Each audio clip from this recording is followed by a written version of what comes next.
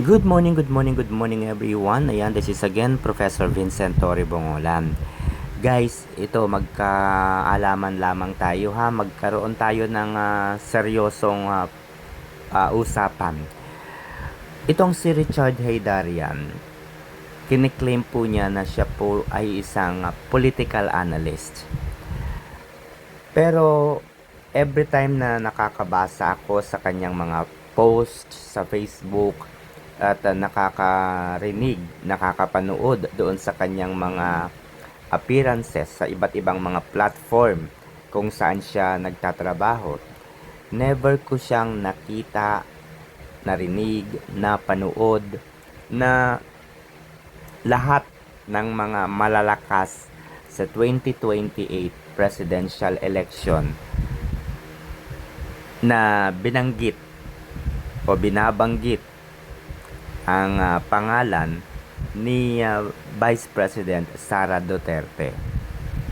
Kasi sa palagay ko, no, ako bilang isang ordinaryong mamamayan o individual, kapag sinabi kong mag-a-analyze ako lahat ng mga posibleng tumakbo sa 2028 presidential election, kailangan kong basahin, kailangan kong i-assess yung kanilang mga past performance. So, ano nga ba yung mga nagawa ni Riza Hontiveros? Yung kanyang performance sa Senado as a senator, yung mga napapanood, napapakinggan, naririnig natin na mga issues tungkol sa kanya mula nang siya ay maluklok at pamunuan ang PhilHealth. Yung mga naririnig natin kaugnay doon sa mga ginagawa di umano ni Riza Hontiveros na binabayaran ng mga witnesses. Yung mga ganong bagay, mga kaibigan, kailangan nating suriin. Si Vice President Sara Duterte, ano-ano ba yung mga issue na kanyang kinakaharap at kinaharap? Ano ba yung mga bagay na kanyang nagawa? 'Di ba? Si former Vice President Leni Robredo, ano ba yung naging performance ni Leni Robredo nung siya ay vice presidente hanggang siya ay maging mayor? So, sa totoo lang, mga kaibigan, kung hindi sa paligid ni Leni Robredo, isa siya sa mga malakas na magiging pangulo. Bakit? Kasi noon tumakbo po siya sa pagkapangulo noong nakaraang eleksyon.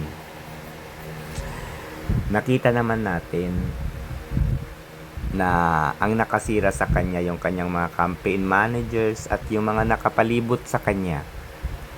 Kasi para siyang ginawang tanga-tanga, uto-uto doon sa kanyang mga ads. 'Di ba? Pero kung titignan natin at kung susuriin, kung mag-isa lang niya talaga, kung mag-isa lang siya talaga, kagaya po ni VP Sara, walang nakapalibot, walang obligasyon, walang utang na loob sa ibang tao, sa ibang opisyal ng pamahalaan. Silang dalawa ni VP Sara ang lakas na magiging magkatunggali. 'Di ba? So, 'di ba natatandaan ninyo yung isa sa mga sinasabi na isa sa pinaka nakakatakot na maging pangulo ay si VP Sara. Bakit? Wala siyang utang na loob sa mga nakapalibot, sa mga politiko. Very independent. So, gumagawa siya ng mga bagay para sa kanyang sarili lamang. At, siyempre, para sa bayan. Unlike ni dating Pangulong Duterte, alam naman natin, nandyan si Bongo, Bato de la Rosa, Robin Padilla, yung mga ganun. 'Di ba? Yung mga ganun na mga malalapit na kaibigan, meron talagang supporter, no? May mga supporter, may mga businessmen na sumusuporta sa kanya.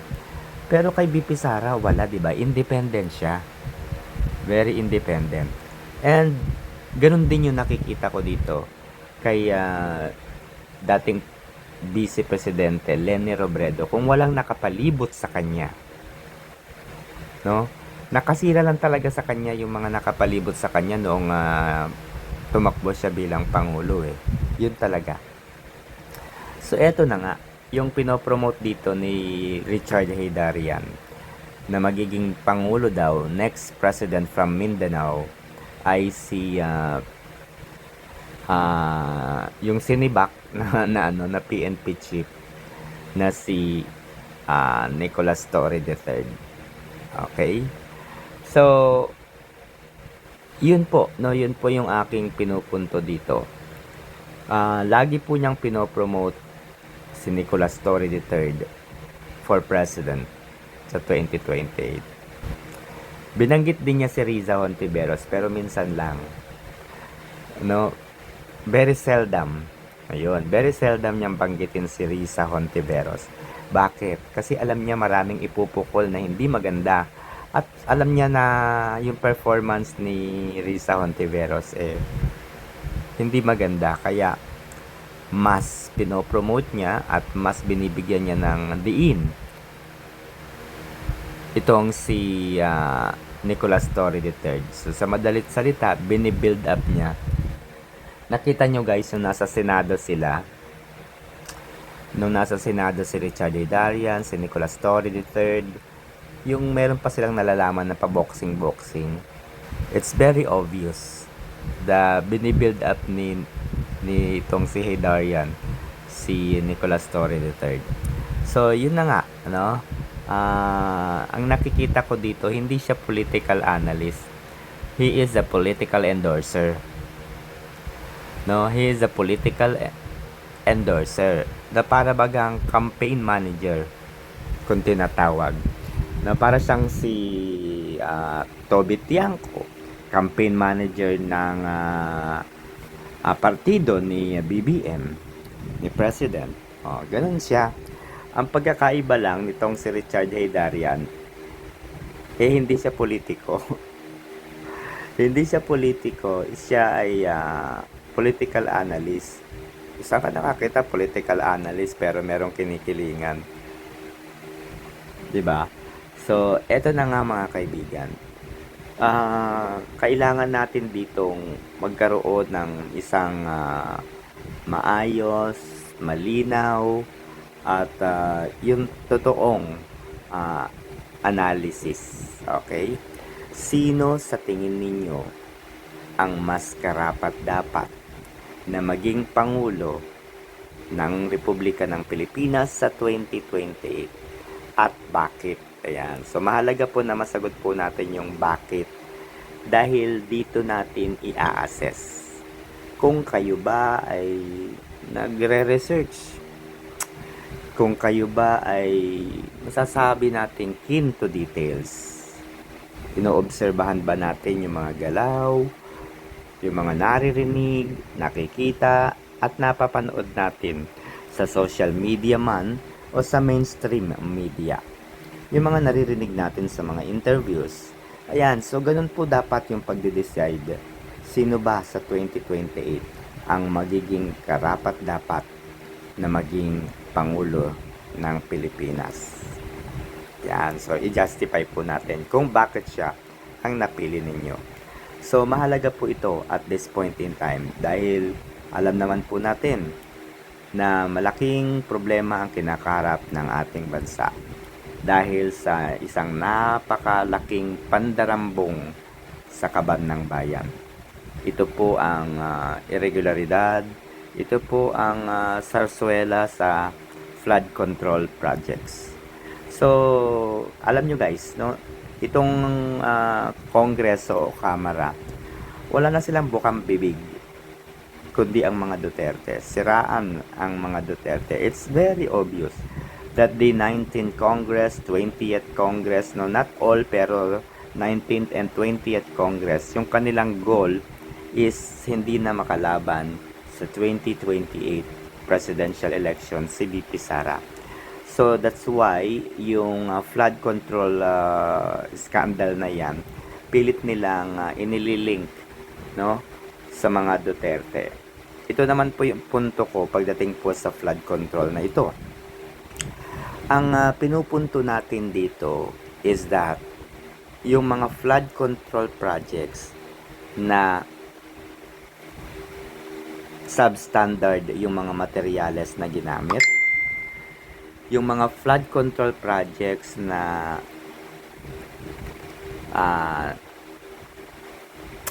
nawawala, yung mga flood control projects na hindi naman talaga inumpisahan, yung mga missing, yung mga ghost control projects, yun po yung tinitignan natin dito. No, yun yung tinitignan natin dito. Ngayon, kino-question nila yung flood control projects sa Davao City. Yes, lahat naman ng bansa sa buong Pilipinas may pagkakataong binabaha at babahain. Kaya dapat pondohan lang talaga, paghandaan ang mga pagbaha. Kaya tungkulin ng gobyernong ito na pondohan para sa flood control. Pero kung ang flood control projects ay naisakatuparan naman, nagawa naman, 'di ba? Naisakatuparan, nagawa naman, at talaga namang nakita natin yung kalidad, yung quality, 'di ba? Napapakinabangan. Kagaya po sa Davao City. No, nakita natin that yes, there is a control projects sa Davao City, but those projects are working. Napapakinabangan, napakaganda.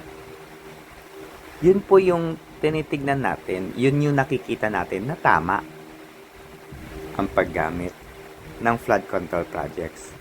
We don't care if there is a flood control project sa isang lugar kung maayos at maganda naman yung pagkakagawa, matibay at napapakinabangan. What we questioned are the flood control projects na palpak. Gaya nga nitong patuloy na budget sa flood control projects, merong napansin na doon sa proposal ay gawa na yung proyekto, finished project na, and yet popondohan pa.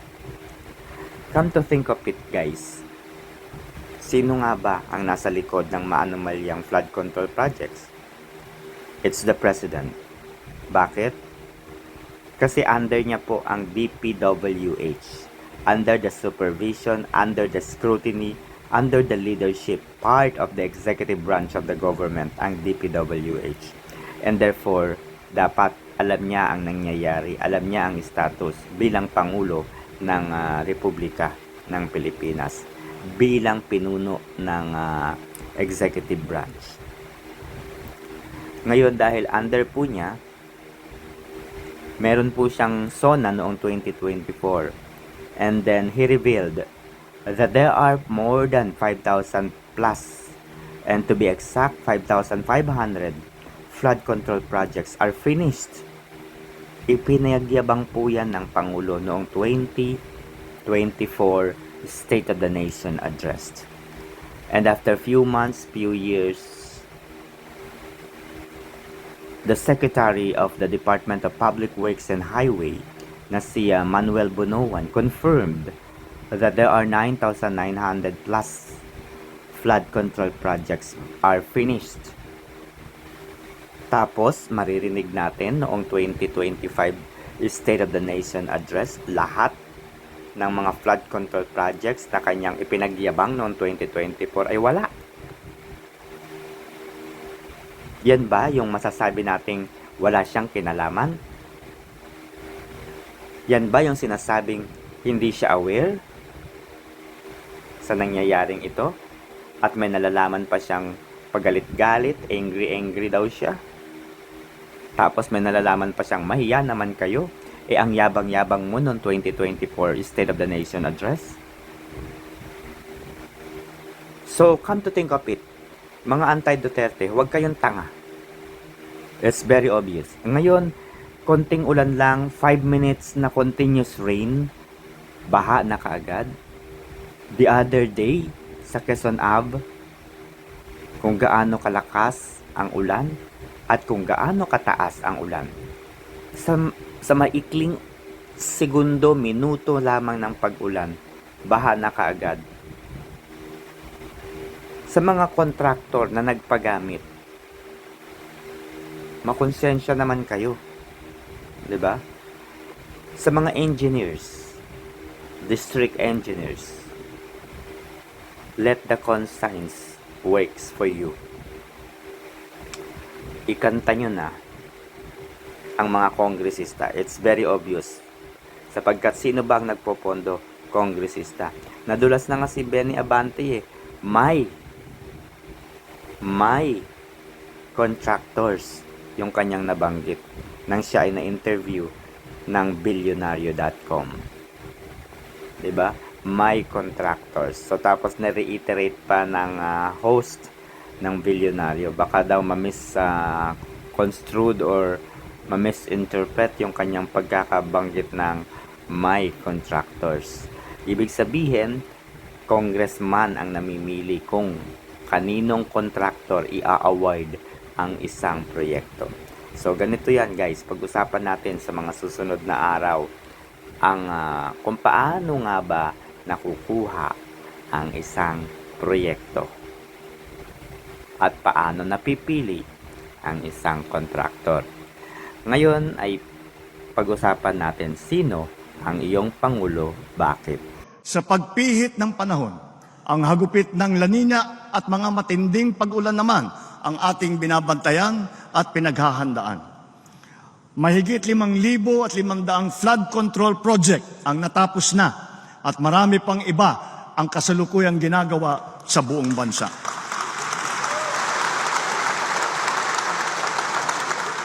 Isa na rito ay ang Flood Risk Management Project sa Cagayan de Oro River na magbibigay ng pangmatagalang proteksyon sa mahigit 600 ektarya ng lupa at 60,000 nating mga kababayan. Isa pa ay ang proyekto sa Pampanga Bay na magsisilbing karagdagang lunas sa mga pagbabaha.